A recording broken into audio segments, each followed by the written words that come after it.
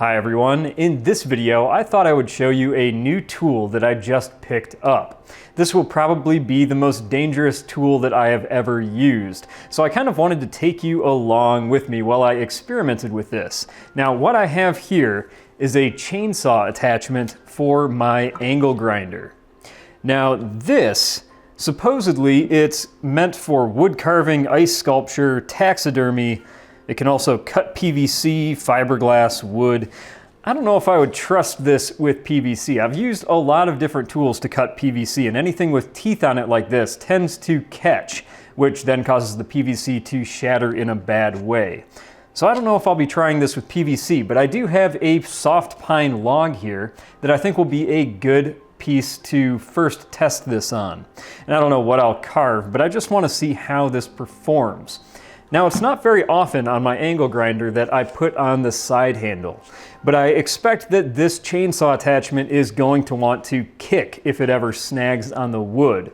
So instead of just holding onto this for dear life with both my hands on the body, I definitely want the side handle on my angle grinder for this. Unlike an actual chainsaw, an angle grinder does not have an emergency chain brake. So if this thing kicks and comes back at me, the blade is going to keep on spinning until it loses all its momentum. So I definitely want this to be very secure in my hands. So if it kicks, I'll be able to kick it out this way away from me and it won't be an issue. So the first thing that I'll do is install this tool on my angle grinder, make sure my guard is well in place, and put on my safety gear. And then we can get cutting, see how this does, and maybe we'll learn some things along the way. Interestingly, these two pieces are just a simple clamshell that clamps down around the circular chain. So I guess the nut that holds this to the angle grinder is what pinches the chain in place. That's interesting, I didn't expect that.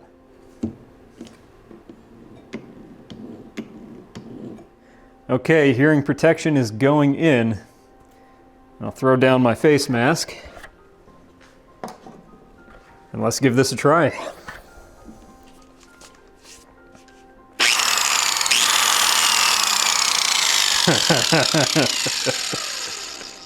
Yeah, that's scary. All right, I'm gonna start real easy.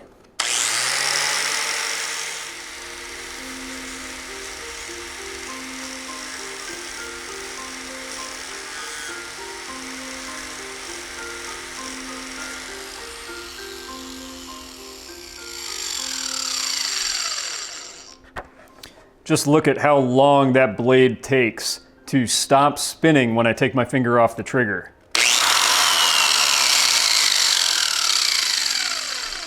That entire time, if it contacted me, like if this kicked and that blade was still spinning like that, it would cut me pretty good. So this is definitely dangerous.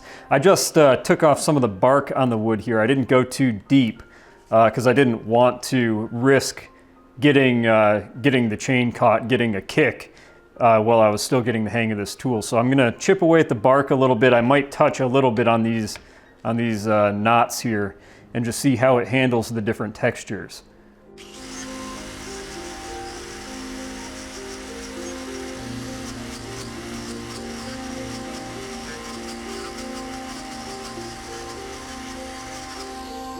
So you can probably tell what was going on there. As I was cutting into this cut off limb here, I was cutting end grain. So the fibers of the wood were going outward instead of parallel with the log. And I was cutting straight into those. So it was really wanting to pull the tool forward and out of my hand. And that's another thing when working with this.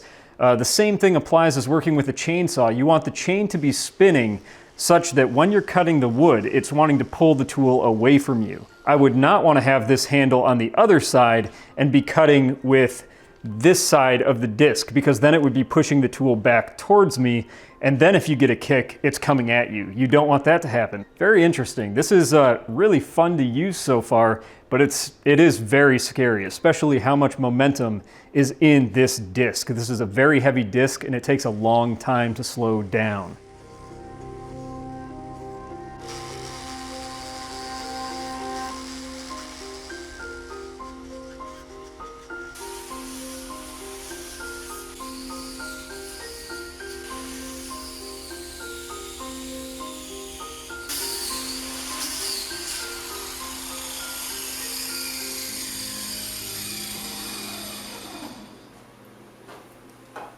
Okay, so a couple things that I've noticed so far. Just like a regular chainsaw blade, this does cut easiest going directly in the direction that you're cutting in. You can put the blade directly against the wood, and by the way, this is unplugged. That's why I'm able to touch my hand to this safely. You can put the blade right up against the wood and sweep it back and forth with the blade in like perpendicular to the direction that you're cutting. It does work slightly when doing that, but it will cut fastest if plunging directly into the wood. So you have to come at it and kind of just take light passes, kind of just shaving layer by layer off, and that works pretty well. It's gone quite a while without needing to be sharpened, even cutting against end grain. So that's impressive. I do like the quality there. It is a little bit concerning to me that this chain is just held in with the two clamshell pieces in the disc that the chain is mounted on. The way that this spins causes the nut that holds the disc onto the angle grinder to tighten. So it should just continuously tighten on the chain and you shouldn't be at risk of throwing it. But if, for example, you put this disc on, maybe didn't tighten this all the way, and then you spun this disc up to speed, if it threw the chain on here and you didn't have the chain guard in place, it would cause some serious damage. But in any case, I haven't had an issue with that, so I mean, so far I guess the design seems to hold up there. Now I might continue carving away on this log because I did have it somewhat on my mind to make maybe a Christmas tree statue or something out of this piece of wood, just to practice some basic sculpting skills. But in the meantime, I did get another idea. I'm thinking about maybe doing a time lapse of chopping down, just carving away at a smaller diameter stick or branch and just taking a time lapse of the rings getting slowly ground down with this tool. And I kind of want to see how that turns out. So I will probably go out into my yard, there's like a foot of snow right now, and dig through all of that snow to find a suitable branch and then see if I can make a time lapse. I think that might look pretty cool.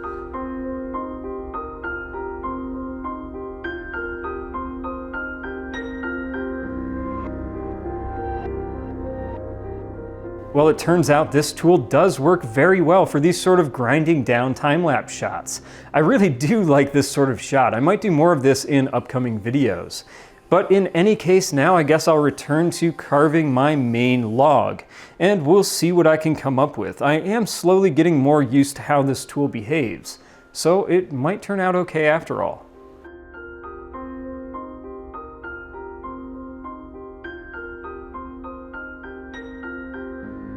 I haven't removed quite enough wood yet that I should be cutting these sort of branch shapes into this log, but I decided at this point it would be a good time to practice some of these different cuts to see if I could make somewhat realistic looking pine branches into the surface of this wood.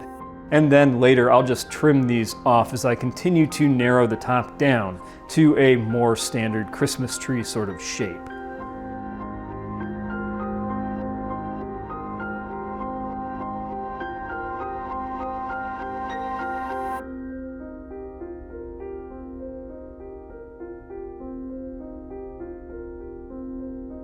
Around the base of where I want this tree to sit, I'll just carve a flat surface into the log.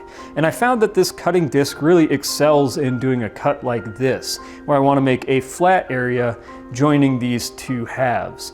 This actually worked pretty well. I like the look of how this is coming together so far. Well, as I continued to carve this, I did discover a few new things about this tool. First of all, I found that this is not really that great for the finer details.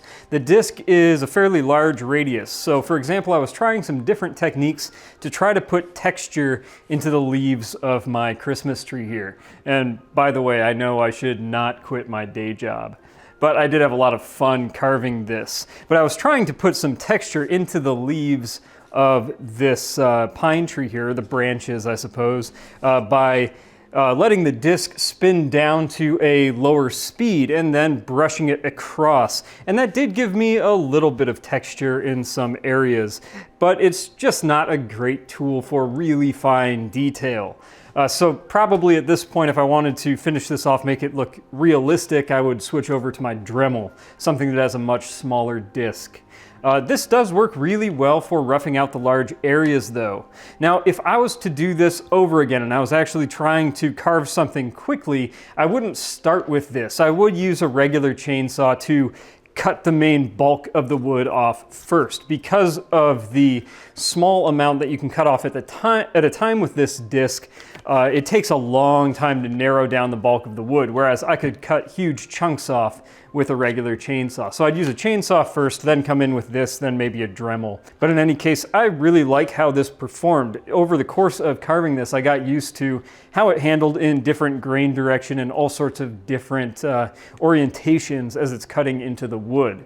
You do have to be really careful that you don't get too comfortable with a tool like this, because it's really easy to think you can just start carving maybe one-handed with your second hand off this side handle, and that's when it's going to hurt you. That's where it will kick, or maybe you'll get tired at the end of the day and you'll go back to grab onto this side handle when you're not looking and miss and grab right onto the disc while it's spinning. That is how you injure yourself if you get too comfortable with a tool like this. So I'm trying really hard to practice good safety habits in only holding this with both my hands while the disc is spinning, not taking my hand off until the disc stops spinning, and then unplugging it while I'm doing these talks to the camera so that I don't accidentally pull the trigger when it's in an orientation I don't want it to be in. I don't know that I would recommend this tool for everybody because it is definitely dangerous, but it's a lot of fun to use, that's for sure. So thank you for watching this video. I hope you enjoyed it. If you really enjoy my videos, please consider supporting them on Patreon. Coming up into the next few months here, January and February, the advertising rates on YouTube take a steep drop. Usually it goes down to 50% or less of what it is in December. Not only support my channel if you can help it, but support the other creators that you watch on YouTube. They could really use your Patreon support going into these slower months. So I hope you enjoyed this video. Please leave me comments below. Thank you for watching. I'll see you next time.